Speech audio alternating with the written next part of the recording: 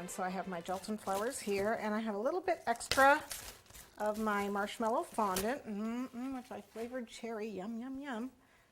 Oh, I can smell it. Okay, let me get a little shortening in my hands. I'll rub this up. Because I don't want to stick the wire into my cake, I'm going to stick it into this piece of fondant. And it's the exact same color as my cake, because that's what I used to cover my cake with.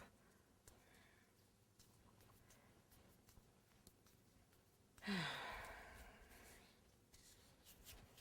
a little bit not so pliable, because I did it yesterday. Guess I could heat it in the microwave. There we go. So I make a little mound. And I'm going to cut this with my wire cutters as far down as I can.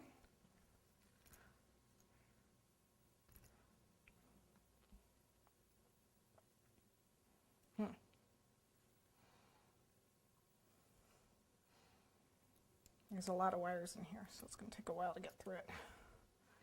All right, I guess I can twirl it up too. That wouldn't hurt it either. I say my wires are really, there we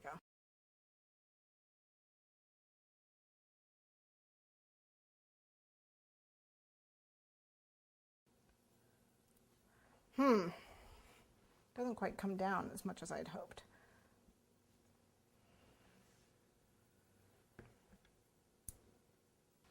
There we go. Just a little piece of marshmallow fondant there.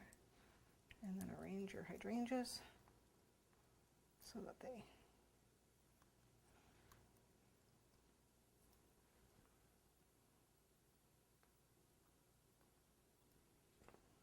just make sure it's sitting on the fondant. There we go.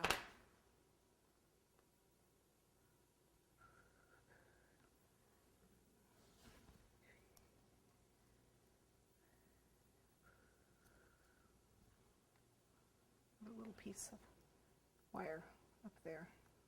I'm going to get that there.